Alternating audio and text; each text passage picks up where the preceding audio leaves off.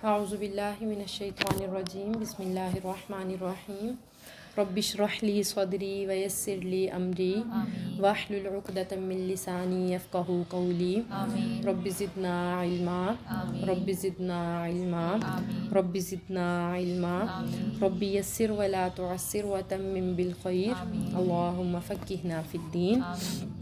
اچھا، اب جو ہم آج سے ہم شروع کریں، میں نے آپ کو بنی اسرائیل کے بارے میں ہم نے پہلے پڑھا 2 دفعہ، تو ابھی آپ لوگ بھی پڑھ چکے ہیں۔ اللہ تعالیٰ نے بنی اسرائیل کا ذکر کیا۔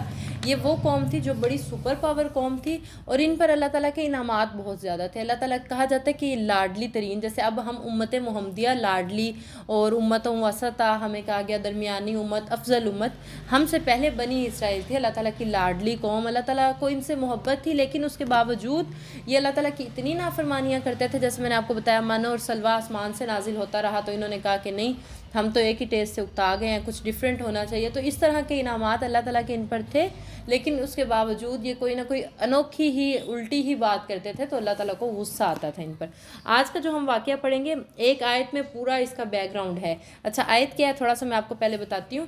اس میں یہ ہے کہ ویسے آپ لوگوں نے سنا ہوگا کہ فرعون کا جب دور تھا، جب حضرت موسیٰ علیہ السلام پیدا ہوئے، تو ہوا کیا کہ فرعون کو کسی نے بتایا کہ ایک تمہاری سلطنت میں ایسا شخص آئے گا جو تمہاری سلطنت کو، جو یہ فرعون کہتا ہوتا تھا انا ربکم الاعلی، کہ میں تمہارا سب سے بڑا رب میں ہی ہوں۔ کسی کو اجازت نہیں تھی کہ اس کے انڈر رہ کر کسی حقیقت میں اللہ تعالیٰ کو جان سکے اور پہچان سکے۔ وہ کہتا تھا کہ میں ہی خدا ہوں، میں مار سکتا ہوں، زندہ کر سکتا ہوں، ہر آسائش دے سکتا ہوں۔ مطلب یہ تھا اس کا کہ بس مجھے ہی مانو، میرے بعد یا میرے سے پہلے کوئی بھی نہیں ہے، بس میں ہی ہوں۔ تو اب جب کسی نے اس کو بتایا کہ تمہاری سلطنت میں ایک ایسا بچہ آئے گا، ایک ایسا شخص آئے گا جو تمہاری سلطنت کو ختم کر دے گا، مطلب اس دور میں یہ ہوگا کہ لوگ اللہ تعالیٰ کو ماننا شروع کر دیں گے، حقیقت میں جو رب ہے اس کی طرف لوگ جائیں گے۔ اب فرعون کو تو یہ بات نہیں برداشت ہوئی کہ میرا تو اتنا روب سب پہ، میں تو اتنا جو ہے اپنے آپ کو خدا کہتا ہوں، میرا تو بڑا سب پہ ہے، تو یہ تو کام بڑا خراب ہو جائے گا۔ اب فرعون نے حکم دیا کہ کسی بھی گھر میں کوئی بھی لڑکا پیدا ہوگا تو اسے قتل کر دیا جائے گا، اور لڑکیاں پیدا ہوں گی تو انہیں زندہ چھوڑ دیا جائے گا، کیونکہ اس شخص نے یہ بتایا تھا کہ وہ لڑکا ہوگا جو تمہاری سلطنت پہ قابو پائے گا آتا تھا۔ تو جب حضرت موسیٰ علیہ السلام پیدا ہوئے تو اب ماں بڑی پریشان ہوئی کہ ہمارے تو ادھر یہ قانون چل رہا ہے کہ بیٹوں کو جہاں بھی پتہ چلتا تھا کوئی لڑکا پیدا ہوا ہے، فوری فرعون کے بندے جاتے تھے اور ان چھوٹے سے بچے کو جا کے ختم کر دیتے تھے، قتل کر دیتے تھے۔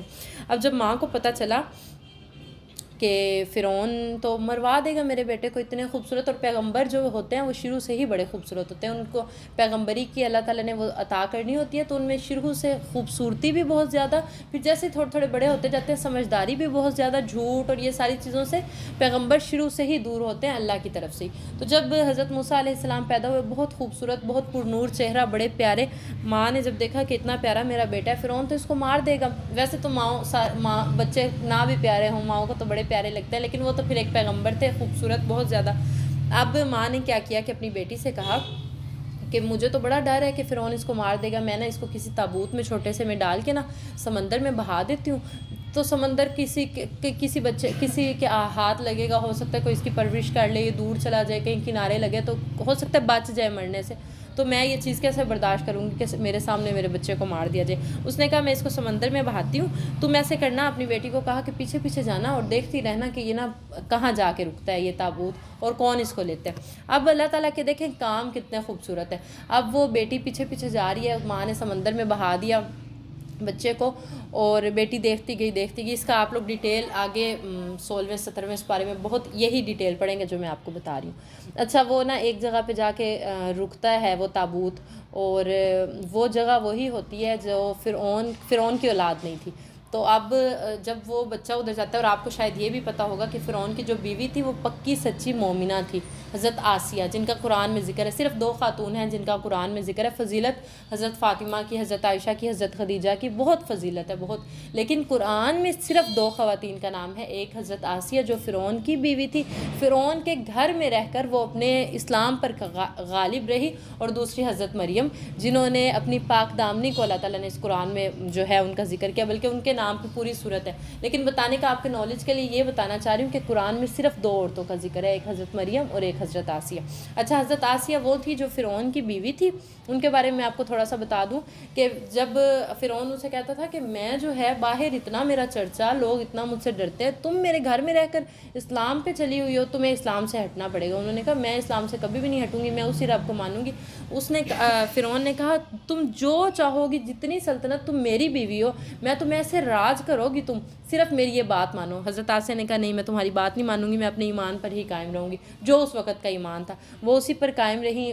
ان کے بارے میں بڑا خوبصورت واقعہ ہے. پھر کیا ہوا کہ جب ان کی موت کا وقت نہیں آیا، فرعون نے کہا کہ اچھا اگر تم پہلے تو وہ چھپ چھپا کے اپنے دین پر قائم رہی نا. پھر فرعون کو جب پتہ چلا، اس نے کہا اگر تم ہٹو گی نہیں نا اس دین سے تو میں تمہیں مروا دوں گا. حضرت آسیہ نے کہا مجھے مرنا قبول ہے، اللہ کے راستے میں تو مجھے قبول ہے. اب فرعون نے کیا کیا کہ اپنے وہ جو تھے چیلے جن کو کہا جاتا ہے، جو اس کے انڈر تھے، ان کو بلایا. انہیں کہا کہ اس کو ایک تختے پہ لٹاؤ. تختے پہ لٹایا گیا اور کہا جاتا ہے کہ ان کے ہاتھوں کو اس طرح سے اور پاؤں اس طرح سے، یعنی کہ رکھ کے اندر میخیں گاڑی گئی. یعنی کہ دیکھیں یہ تختہ ہے، یہاں ان کے ہاتھ کو رکھا گیا، یہاں سے کیل کو ڈالا جاتا تھا اور یہاں سے نکالا جاتا تھا. پھر ایک میخ وہ گاڑتا تھا تو وہ کہتا تھا اب تم کہو کہ میں فرعون کو مانتی ہوں، مطلب یہی رب ہے. حضرت آسیہ نے کہا نہیں. پھر اس نے پاؤں پہ ایسے میخیں ساری جسم پہ گاڑی اور ایسے تختے کے ساتھ چپکا دیا، میخیں گاڑ کے خون ہو گئی. لوگ بھی تماشا دیکھ رہے ہیں. تو اب کیا ہوا کہ کہتا مان جاؤ، ابھی بھی مان جاؤ، میں تم راج کرو گی. انہوں نے کہا میں اپنے رب پر، دیکھیں لوگوں کے کتنے ایمان تھے، ہمارا ایمان تو کچھ بھی نہیں ہے. ہم لوگ تو چھوٹے چھوٹے باتوں پہ ڈول جاتے ہیں، ہمیں کوئی ذرا سی سختی کرے ہم اپنے دین سے ہٹ جائیں گے. جو ہمارے معاملات ہیں اللہ تعالیٰ ہمیں استقامت دے اور اس دین پر قائم رہنے کی توفیق دے. اچھا کیا ہوا کہ وہ جو ہے گاڑتا گیا تکلیف بہت زیادہ. تو اللہ تعالیٰ نے حضرت آسیہ کو دنیا میں جنت دکھا دی. اچھا کیا ہوا جب جان نکلنے لگی تو آسیہ علیہ السلام نے اپنی جب جنت دیکھی نا دنیا میں تو مسکرا پڑی.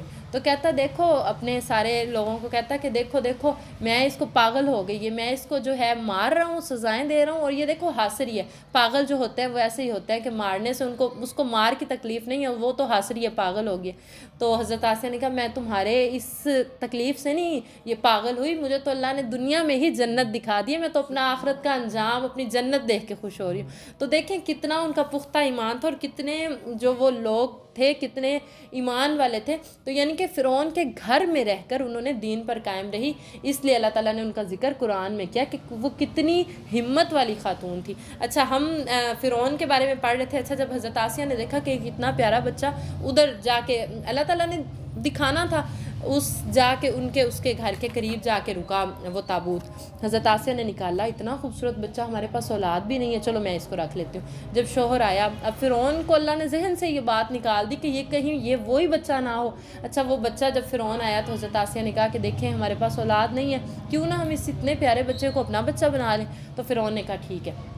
اچھا جب حضرت موسیٰ علیہ السلام پرورش پاتے رہے، اب بچی نے آ کے بتایا کہ امی بھی وہ کوئی اچھے گھر کے لوگ ہیں، رچ ہیں، تو ان کے گھر وہ ماں بھی مطمئن ہوگی. اب اللہ تعالیٰ کے کام دیکھیں. دائیاں آپ کو پتہ ہے پہلے وقت میں دودھ پلاتی تھی. تو کیا ہوا کہ بچہ بہت زیادہ روئے، دائیاں دودھ پلانے کے لیے آئیں، وہ کسی دائی کا دودھ نہ پیے. تو یہ بچی نہیں، پھر دیکھا بچی اندر گئی، بچہ بڑا رو رہا تھا. اس نے کہا کہ میں ایک دائی کو جانتی ہوں جو اس بچے کو دودھ پلائے گی، اور مجھے امید ہے کہ وہ بڑے بڑے گھروں میں بڑے بچوں کو اس نے پلایا تو یہ بچہ ٹھیک ہو جائے گا. تو وہ تو اتنا بچہ رو رہا تھا. حضرت آسیہ حقیقت میں ماں بھی اس کی نہیں تھی، بڑی پریشان. انہوں نے کہا جاؤ تم اس دائی کو بلا کے لاؤ. اب اللہ تعالیٰ کے کام دیکھیں کہ وہی جو کسی اور دائی نے پلانا تھا حضرت موسیٰ نے اپنی ہی. اب بچی گئی اپنے گھر، اپنی ماں کو جلدی جلدی بلا کے لے آئی کہ آ کے نا آپ بھی اس طرح، وہ بچہ بڑا رو رہا ہے میرا بھائی، تو آپ آئیں. جب وہ ماں آئی، ماں نے اپنے سینے کے ساتھ لگایا، بچے کو پیار کیا، اپنا بچہ سارا. کیسے اللہ نے ماں کی گود میں ہی، ماں کے دودھ سے ہی اس بچے نے پرورش پائی. یہ اللہ تعالیٰ کے کام ہے. ہمیں وقتی تکلیف پہنچتی ہے، ہم کہتے ہیں میرے ساتھ ہی ہونا تھا ساری آزمائشیں تکلیفیں، لیکن کچھ ٹائم بعد اس کا نعم البدل جو اللہ تعالیٰ دیتے ہیں نا، پھر انسان حیران رہ جاتا ہے کہ اچھا میرے لیے اللہ نے اس حقیر سی چیز کے پیچھے میں اتنا، یا اس کم ظرف شخص کے لیے میں اتنا ہو رہا تھا، اللہ نے اس کا مجھے اتنا بہترین بدلہ دیا. یا کیا ٹھیک ہے کچھ معاملات ہیں جن کا دنیا میں اللہ تعالیٰ بدلہ نہیں دیتے، اور پھر ان کا آخرت میں نیکیوں کی صورت میں، جنت کی صورت میں جب اللہ تعالیٰ انسان کو بدلہ دیں گے تو انسان حیران ہی رہ جائے گا. وہ پھر کہے گا کہ کاش دنیا میں میں مزید ہی دکھی رہتا جو اتنا خوبصورت مجھے جنت کی صورت میں بدلہ ملا۔ اچھا اب اللہ تعالیٰ نے اس ماں کو بھیجا، ماں نے 2 سال اپنا دودھ پلایا، وہ بچہ بڑا ہوتا گیا، پھر جیسے جیسے وہ بڑے ہوئے پھر وہی بات جو اس نجومی نے بتائی تھی، پھر تھوڑی سی ایج میں آ کے آپ نے ایک اللہ کو ماننے کے تحقیق شروع کر دی، پتہ سارا، پھر اللہ تعالیٰ کو ماننا شروع کر دیا، پھر فرعون کے سامنے، یہ تو پھر آگے لمبی بات ہے، میں اس آیت سے آپ کو تفسیر بتانا چاہ رہی ہوں۔ پھر وہی بچہ، یعنی جب فرعون سزائیں دیتا تھا، بچوں کو مار دیا کرتا تھا، پھر اسی بچے کو اللہ نے اسی کے گھر میں پرورش دی، حضرت موسیٰ علیہ السلام کو۔ اس آیت میں یہ پورا واقعہ ہے، آیت ٹو دی پوائنٹ ہے، اس کے پیچھے یہ سارا بیک گراؤنڈ ہے۔ چلے اب ہم پڑھتے ہیں۔ وَإِذْ نَجَّيْنَاكُمْ، اور جب ہم نے تمہیں نجات دی، وَإِذْ، اور جب، نَجَّيْنَاكُمْ، ہم نے نجات دی، کم کیا مطلب؟ تمہیں، اور جب ہم نے تمہیں نجات دی، من سے، آل فرعون، آل فرعون سے، یسومونکم، وہ تمہیں پہنچاتے تھے، سوء العذاب، برا عذاب۔ جب ہم نے تمہیں آل فرعون سے نجات دیا، وہی بات کہ وہ قتل کر دیا کرتا تھا، بچے جو ہیں چھوٹے چھوٹے قتل ہو جایا کرتے، تو پھر اللہ تعالیٰ نے اس چیز کو بھی ختم کیا، وہ جو سزائیں تھیں اللہ تعالیٰ نے ختم کر دی۔ تو اللہ تعالیٰ اس احسان کا، اس نیکی کا ذکر کرے، اگر ایسا چلتا ہی رہتا تو مرد تو ختم ہو جاتے، یعنی وہ جیسے ہر سال قتل کر جاتا تھا بچوں کو، تو اللہ نے یہ احسان یاد کروا رہے ہیں کہ جب ہم نے تمہیں فرعون سے نجات دی، وہ تمہیں بری سزائیں دیتا تھا، یذبحون، وہ ذبح کر دیتا تھا، ابناءکم، تمہارے بیٹوں کو، ویستحیون، اور وہ زندہ چھوڑتا تھا، نساءکم، تمہاری عورتوں کو۔ جب وہ تمہارے بیٹوں کو ذبح کر دیا کرتا تھا اور تمہاری عورتوں کو زندہ چھوڑ دیتا تھا، وفی، اور میں، ذالکم، اس میں، بلاء، آزمائش تھی، من ربکم، تمہارے رب کی طرف سے، عظیم، بہت بڑی۔ اور یہ واقعی بہت بڑی آزمائش والی بات تھی کہ ماؤں سے ان کی گود سے بچے کو لے کے قتل کر دیا جاتا تھا، تو اللہ تعالیٰ کہہ رہے ہیں اس میں تمہارے لیے تمہارے رب کی طرف سے بہت بڑی آزمائش تھی۔